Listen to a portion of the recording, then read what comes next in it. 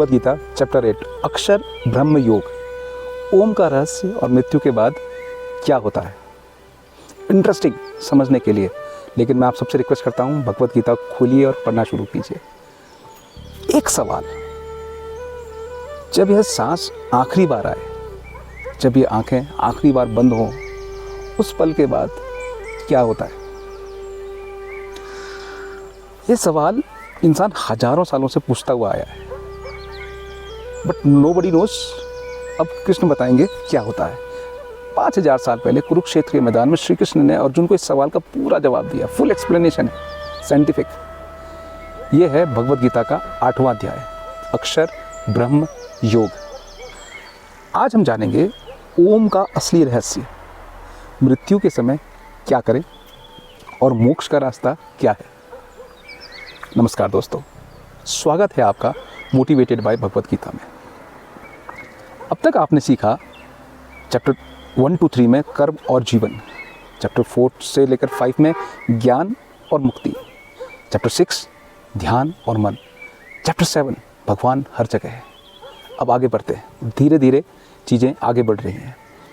अब अध्याय 8 में श्री कृष्ण उस सवाल का जवाब देते हैं जो हर इंसान के मन में है, मृत्यु के बाद क्या होता है, ओम क्या है और मोक्ष कैसे मिलता है।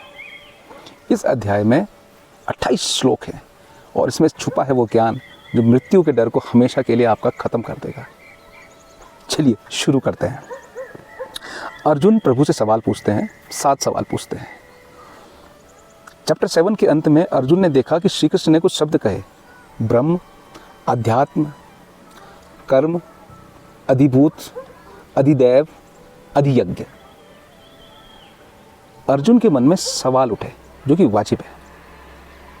वो तो योद्धा था, ज्ञानी थोड़ी था। ज्ञान श्री कृष्ण ने उसको दिया। वो पूछता है, हे पुरुषोत्तम, ब्रह्म क्या है, आध्यात्म क्या है, कर्म क्या है, अधिभूत क्या है, अधिदैव क्या कहलाता है। इंटरेस्टिंग है। यानी अर्जुन ने एक एक शब्द को समझना चाहा जो श्री कृष्ण कह रहे हैं। यही सच्चा शिष्य होना है। सुना और सवाल पूछा, बस मान नहीं लिया है, आपको सवाल पूछने हैं। जब भी कोई नई बात सुनो, सवाल पूछो। जिज्ञासा ही सबसे बड़ी शुरुआत होती है। अर्जुन की तरह पूछो, ये क्या है, ये क्यों है। असली ज्ञान की शुरुआत यहीं से होती है। श्री कृष्ण उनको जवाब देते हैं और बड़ा खूबसूरत जवाब देते हैं, ब्रह्म और अध्यात्म है। श्री कृष्ण एक एक सवाल का जवाब देते हैं। पहले ब्रह्म क्या है। वो कहते हैं अक्षर जो कभी नाश नहीं होता, वही परम ब्रह्म है। अपना स्वभाव आध्यात्म कहलाता है। प्राणियों का जन्म कराने वाला विसर्ग कर्म है। मतलब समझ में नहीं आया? मतलब ये है, ब्रह्म वो जो कभी बदलता नहीं, आध्यात्म अपनी आत्मा को जानना, कर्म जो नई सृष्टि बनाता है। घर बदलता है, रिश्ते बदलते हैं, शरीर बदलता है, लेकिन वो जो इन सबको देख रहा है, वो आत्मा, वो कभी नहीं बदलती। वो ब्रह्म का अंश है। क्या सीखा हमने? जब सब कुछ बदल रहा हो, जब ज़िंदगी अनस्टेबल लगे, तब याद करो तुम्हारे अंदर कुछ है जो कभी नहीं बदलता। वो आत्मा, वो ब्रह्म का अंश, वही तुम्हारी असली पहचान है। ट्रू आइडेंटिटी जो आपकी है, वो आपकी आत्मा है। अंतिम समय में जो याद करो वही बनते हो। अब श्री कृष्ण वो बात बताते हैं जो पूरे अध्याय 8 की जान है। वो जान, समझिए इस बात को। वो क्या कह रहे हैं? इसलिए हर समय मुझे याद करो और युद्ध भी करो। मुझ में मन और बुद्धि अर्पित करने से तुम निश्चित रूप से प्राप्त होगे। हर समय याद करो, सोते समय याद करो, जागते समय याद करो, काम करते समय याद करो। और फिर श्री कृष्ण वो प्रिंसिपल बताते हैं जिस पर यह टिका है। वो उनको कहते हैं, मृत्यु के समय जो जिस भाव को याद करते हुए शरीर छोड़ता है, वो उसी भाव को प्राप्त होता है, क्योंकि वो हमेशा उसी भाव में रहा था। ये कृष्ण कह रहे हैं, जो कि सच है। जो इंसान ज़िंदगी भर सिर्फ पैसे के लिए सोचता रहा, अंत में पैसे की चिंता। जो इंसान ज़िंदगी भर गुस्से में रहा, अंत में गुस्सा। और जो इंसान ज़िंदगी भर भगवान को याद करता रहा, अंत में भगवान। इसलिए अभी से शुरू करो, आज इसी पल। तुम वही बनते हो जो तुम सोचते हो। अगर दिन भर टेंशन, गुस्सा, निगेटिविटी सोचते हो, तो यह जीवन निगेटिव ही बनेगा। अगर भगवान, शांति, प्रेम की बातें सोचते हो, तो जीवन उतना ही खूबसूरत बनेगा। आज से, अभी से अपनी सोच बदलो। ओम का रहस्य पता है? भगवत गीता में कहा गया है, एक अक्षर में ही सब कुछ है। अब श्री कृष्ण वो बताते हैं जो शायद आपने कभी इस तरीके से नहीं सुना होगा। जो ओम इस एक अक्षर ब्रह्म का उच्चारण करते हुए और मुझे याद करते हुए शरीर छोड़ता है, वो परम गति को प्राप्त होता है। ये कुछ है ओम के अंदर। एक शब्द ओम, इसमें पूरा ब्रह्मांड छुपा है, पूरा ज्ञान छुपा है, पूरे वेद छुपे हैं। ओम अकार, इसका मतलब सृष्टि। माँ उकार, इसका मतलब है पालन। जब माँ गूंजता है, मकार विसर्जन। जब हम ओम बोलते हैं, हम पूरे ब्रह्मांड से जुड़ जाते हैं। जब मन बहुत उलझा हो, बस एक काम करो, आंखें बंद करो और 3 बार गहराई से ओम, गहरी सांस लीजिए। ओम, देखिए कैसे सब कुछ सेटल होता चला जाता है। यही ओम की शक्ति है। ओम सिर्फ एक ध्वनि नहीं है, एक साउंड नहीं है, एक कनेक्शन है हमारे और ब्रह्मांड के बीच का। रोज सुबह बस 3 बार ओम, और देखो दिन कैसे बदलता है आपका।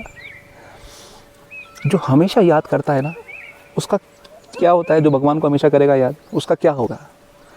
श्री कृष्ण एक वादा करते हैं, अर्जुन को बोलते हैं, हे पार्थ, जो अनन्य वित्त से नित्य मुझे याद करता है, उस नित्य युक्त योगी के लिए मैं सुलभ हूँ। सुलभ यानी आसानी से मिलने वाला। भगवान कह रहे हैं, मुझे पाना मुश्किल नहीं है, बड़े यज्ञ करना ज़रूरी नहीं है, जंगल जाना ज़रूरी नहीं है, साल भर की तपस्या ज़रूरी नहीं है, बस याद करते रहो हर रोज़ हर पल। जैसे बच्चा माँ को याद करता है ना, रोते हुए भी, खेलते हुए भी, सोते हुए भी, वैसे ही भगवान को याद करो।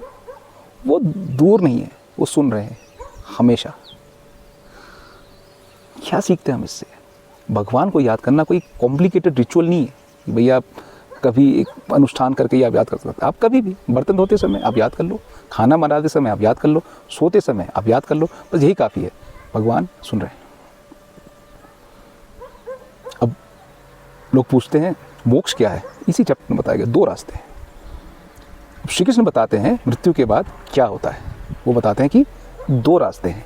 बोलते हैं अर्जुन से, हे अर्जुन, ब्रह्मलोक तक के सभी लोग पुनः आने वाले हैं, लेकिन हे कौन्तेय, मुझे प्राप्त होने पर पुनर्जन्म नहीं होता।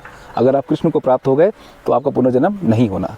यानी चाहे जितना भी ऊंचा जाओ, अगर भगवान तक नहीं पहुँचे वापस आना ही पड़ता है। लेकिन जो भगवान को पूरी तरह से पा लेते हैं वो फिर नहीं आते। यही मोक्ष है। मुझे प्राप्त करके जो परम सिद्धि को पा चुके हैं, इस दुखालय और इस संसार में वो वापस नहीं आते। ये श्री कृष्ण कहते हैं। दोस्तों, ये संसार दुखालय है, ये भगवद गीता में श्री कृष्ण ने कहा है। यानी ये दुख रहेगा ही। ये डराने के लिए नहीं है, समझाने के लिए है। जिस दिन हम समझ जाते हैं कि यहाँ का सुख हमेशा के लिए नहीं, उस दिन से असली खोज और असली जो जर्नी है वो स्टार्ट हो जाती है। मोक्ष का मतलब मरना नहीं है। मोक्ष का मतलब है जीते जी मुक्त हो जाना। डर से मुक्ति, लालच से मुक्ति, मैं से मुक्ति, यही मोक्ष है। आज से ही स्टार्ट कर सकते हैं आप, आज से ही शुरू कर दीजिए। भगवान का समय क्या है? 1 दिन और 1 रात। श्री कृष्ण अब कुछ ऐसा बताते हैं जो मन को हिला देता है। जो लोग ब्रह्मा का 1 दिन मतलब 1000 युग तक और 1 रात 1000 युग तक जानते हैं, वो दिन रात के असली जानकार हैं। यानी ब्रह्म का 1 दिन हमारे हजारों करोड़ों साल, हमारी पूरी ज़िंदगी ब्रह्मांड के समय में 1 पल की भी नहीं है। 1 पल की भी नहीं है।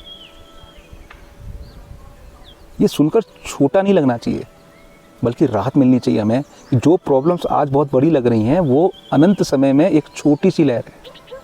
ये भी गुजर जाएगा, ये भी गुजर जाएगा। जब प्रॉब्लम्स बहुत बड़ी लगे, ज़रा रुको, ऊपर देखो, ये अनंत आकाश है, अनंत ब्रह्मांड है, और तुम्हारी प्रॉब्लम उसमें कितनी छोटी है, भगवान पर छोड़ दो, समर्पण, पूर्ण समर्पण कर दो, वो संभाल लेंगे। 2 रास्ते हैं, शुक्ल और कृष्ण पक्ष। पढ़ा होगा, समझिए। अब कृष्ण 2 रास्तों की बात करते हैं जो मृत्यु के बाद मिलते हैं। वो अर्जुन से कहते हैं, जिस काल में जाने पर योगी लौटते हैं और नहीं लौटते हैं, उस काल को मैं बताता हूँ।